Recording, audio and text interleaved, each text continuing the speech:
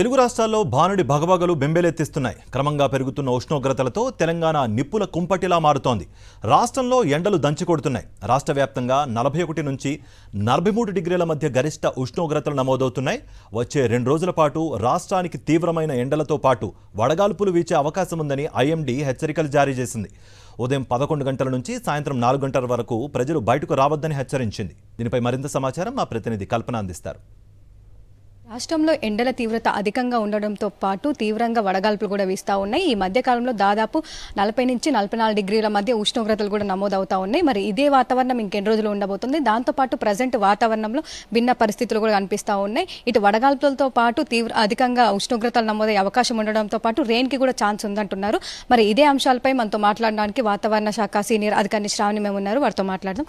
చెప్పండి మేము ప్రజెంట్ వెదర్కి సంబంధించిన ఫోర్కాస్ట్ ఏ విధంగా ఉంది, దాంతోపాటు ఇటు తీవ్రంగా ఉష్ణోగ్రతలు నమోదవడంతో పాటు రెయిన్కు కూడా ఛాన్స్ ఉందంటున్నారు కదా, ఎట్లా ఉంది అప్డేట్స్? ఈ వచ్చే 5 రోజులు కూడా దాదాపుగా ఉత్తర తెలంగాణ మరియు మధ్య తెలంగాణ జిల్లాల వరకు కూడా ఉరుములు మెరుపులతో కూడిన వర్షపాతం నమోదయ్యే అవకాశం ఉంది. అక్కడక్కడ చిరుజల్లులు కూడా కురిసే అవకాశం అయితే కనిపిస్తుందన్నమాట. సో నిన్న మనం చూసుకున్నట్టయితే దాదాపు ఇటు డిస్ట్రిక్ట్స్కి కూడా 40 నుంచి 42, 43, 44 డిగ్రీలు కూడా నమోదయ్యాయి. సో ఇప్పుడు ప్రస్తుతం రెయిన్కి ఛాన్స్ ఉందంటున్నారు కదా, మరి ఉష్ణోగ్రతలు ఏమన్నా ఇట్లనే నమోదయ్యే అవకాశం ఉందా, తగ్గే ఛాన్స్ ఉందా?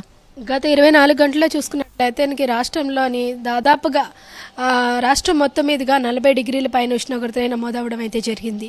ముఖ్యంగా ఈశాన్య తెలంగాణ జిల్లాలైన మనకి భద్రాద్రి కొత్తగూడెం, ఖమ్మం, నల్గొండ, సూర్యాపేట, ములుగు, జయశంకర్, భూపాలపల్లి ఈ తదితర పరిసర ప్రాంతాల్లోని మనకి ఈ వడగాల్పులు కూడా మనకి వీచడం జరిగింది. దాదాపుగా 43 కంటే అధికంగా ఉష్ణోగ్రత అవడం అయితే జరిగింది. సో ఈ వడగాల్పులు వీచే అవకాశం ఉండడంతో ఎట్లాంటి అలర్ట్ జారీ చేశారు? అక్కడ ఉన్న డిస్ట్రిక్ట్స్ కావచ్చు, ఎల్లో అలర్ట్, ఆరెంజ్ అలర్ట్, ఎట్లాంటి అలర్ట్ జారీ చేశారు?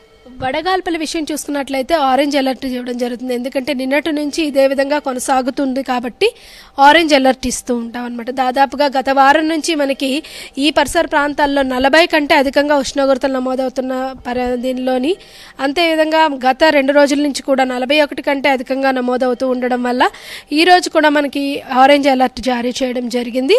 సో ఎన్ని రోజులు వర్షాలు కురిసే అవకాశం ఉందంటున్నారు కదా, ఎన్ని రోజులు పడే అవకాశం ఉంది? దాంతోపాటు ఈ మధ్యకాలంలో ఈ ఉష్ణోగ్రతలు తగ్గడంతో పాటు వర్షాల తర్వాత మళ్ళీ ఉష్ణోగ్రతలు పెరిగే అవకాశం ఏమైనా ఉందా? వచ్చే 5 రోజులు కూడా మనకి అడపాదడపా వర్షాలు కురిసే అవకాశం ఉంది.